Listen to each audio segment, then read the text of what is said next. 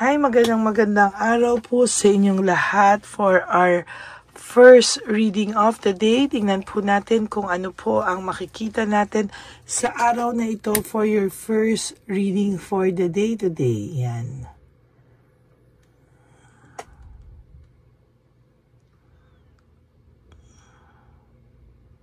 Okay.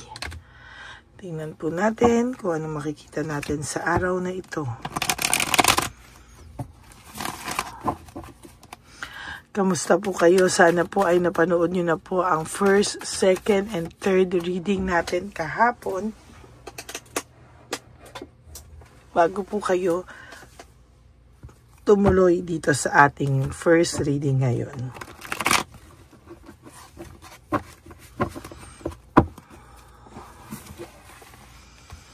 Pili na po tayo ng 10. 1,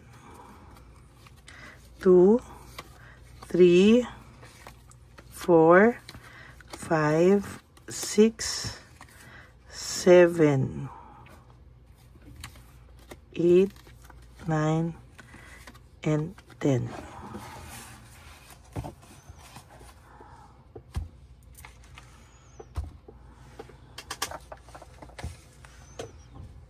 Pili din po tayo ng 10 dito.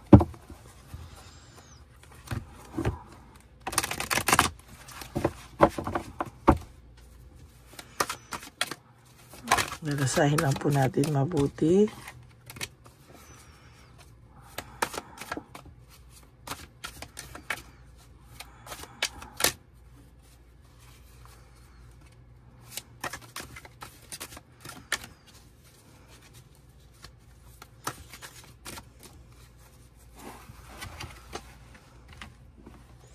Pili po tayo ng 10.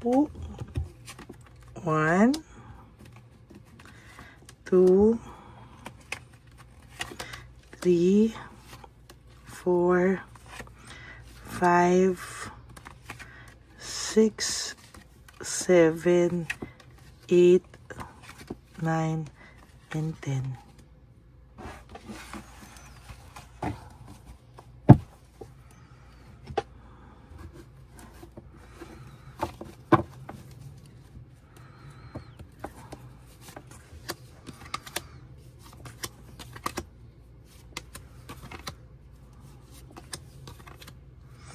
Huwag niyo po i-skip to. Ito po ang ating connection. Dito po ako kumukuha ng connection po natin sa isa't isa.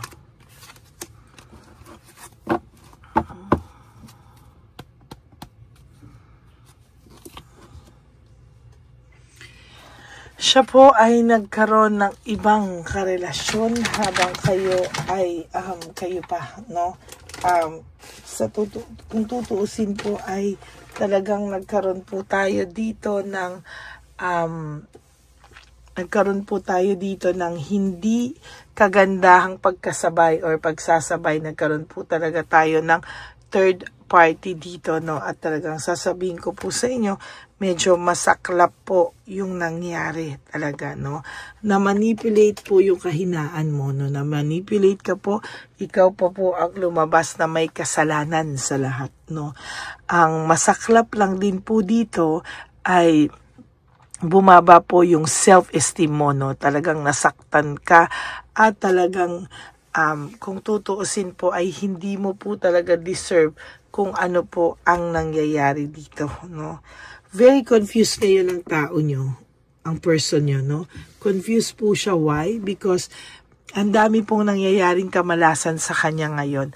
At sa totoo lang po, nung nawala ka po dito, may pagmamahal pa po siya sa'yo. Natakluban lang po talaga ng maraming bagay sa buhay niya, no? Nagkaroon po siya ng sawa factor. Akala niya po hindi ka na niya mahal. Pero ang totoo pala, mahal ka pa rin niya, no? Dumaan lang po siya sa phase na parang naumay or nagsawa. Pero sa totoo lang, kahit po hindi niya aminin, mahal ka pa rin niya. Akala niya lang po hindi ka na niya mahal. Pero yun pala ay mahal ka pa rin niya at ikaw pa din pala talaga, no? Ngayon ka po niya hinahanap-hanap. Oh my God. Akala niya Di ka na niya mahal. Niya mahal. Pero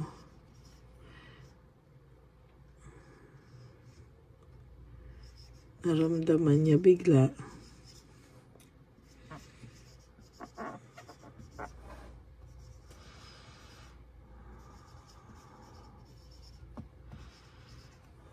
mali siya.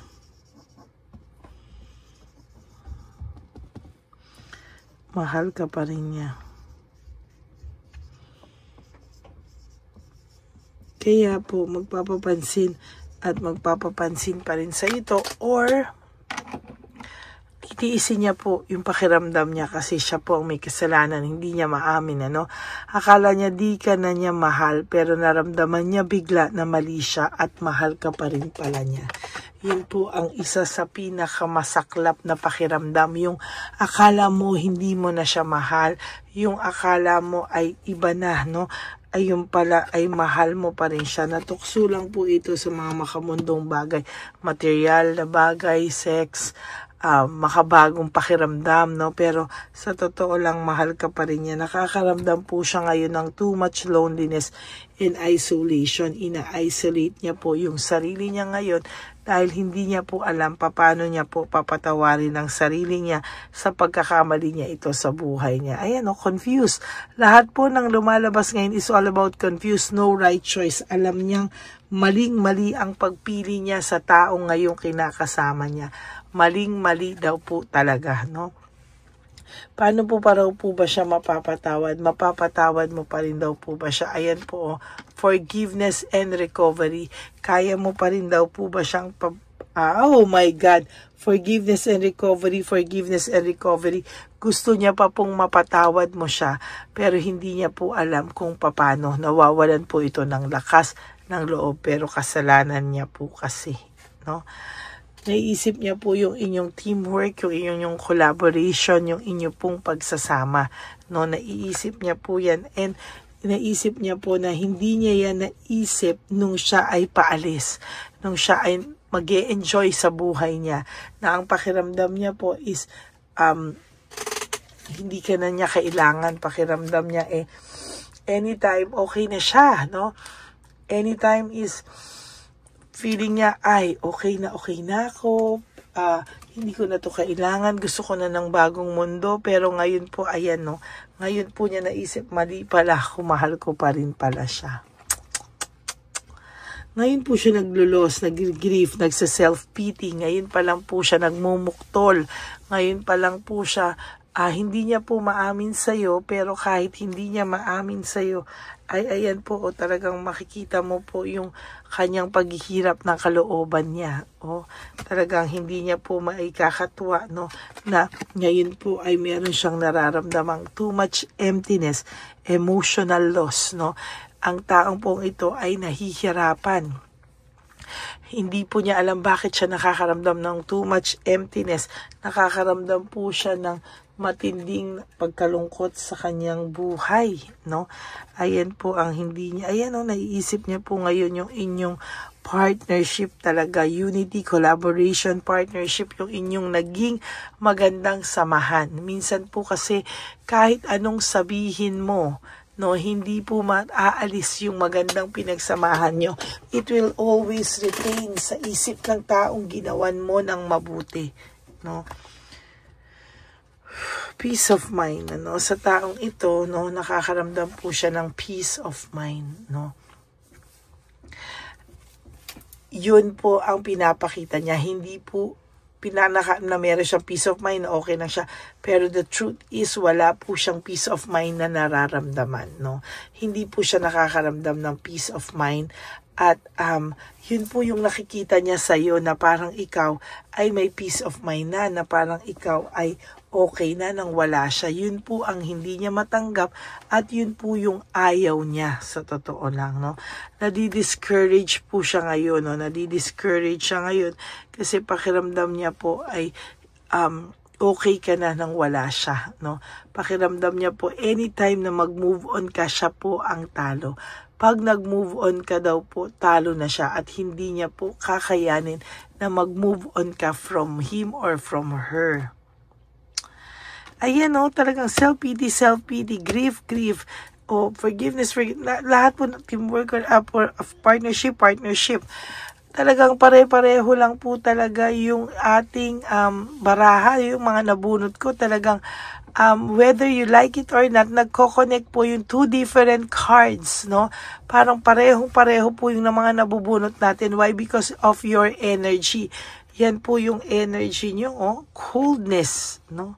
There's coldness, no? Pinapakita niya sa'yo na ang pagmamahal niya sa'yo ay wala na. Pinakita niya po sa'yo na wala na siyang pagmamahal. But the truth is, meron po siyang pagmamahal sa'yo. Nawala na nga siya ng direksyon, no? Lack of direction. Wala talaga. Nawalan po siya ng direksyon sa buhay. At talagang naging greedy siya, no? Talagang yung pagkatao nito ay nawala. Talagang parang bula talaga, no? At talagang sinasabi ko sa inyo, naging immature kasi siya kung paano niya kayo i-handle. Kung paano niya gawin lahat ito ay naging immature po siya. For his age, he's very, very immature, no? At alam mo kung ano po ang isang signs na immature siya, hindi niya po maamin o hindi siya magkaroon ng total or yung accountability, no? Full accountability sa'yo. Yun po ang mahirap at yun po ang hindi niya matanggap-tanggap na mawawala ka sa kanya pero wala po siyang ginagawang anything to win you back. No, sisisihin ka pa po niya, di talagang lalo ka lang mabubwisit sa kanya. No, so yan po ang inyong first reading of the day. Akala niya po hindi ka na niya mahal pero nagkamali siya dahil bigla niyang na-realize talaga na mali pala siya. Mahal ka pa pala niya. Yun ang pinakamalaki niyang mali, no? Na pinakawalan ka. So that is your first reading for the day. I hope po na naka-resonate kayo.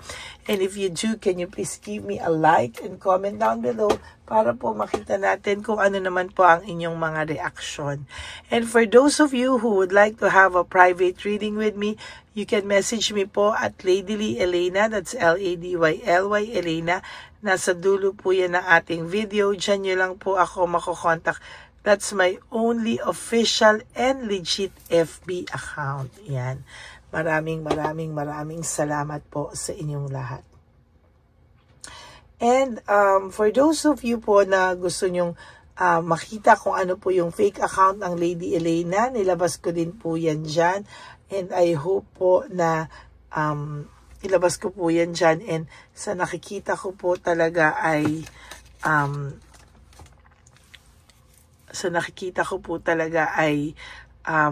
medyo hindi po siya tumitigil mang-stalk ng tao, mang-scam ng tao, no? So, kayo na po ang maging wise, no, sa gagawin natin ito. And, nga pala po, no, for those of you po na hindi nag-i-skip ng ads, ako po ay nagpapasalamat ng marami sa inyo. To all my dear Lady Elena, ever solid, loyal, and faithful na Lady Elena family, I love you all from the bottom of my heart.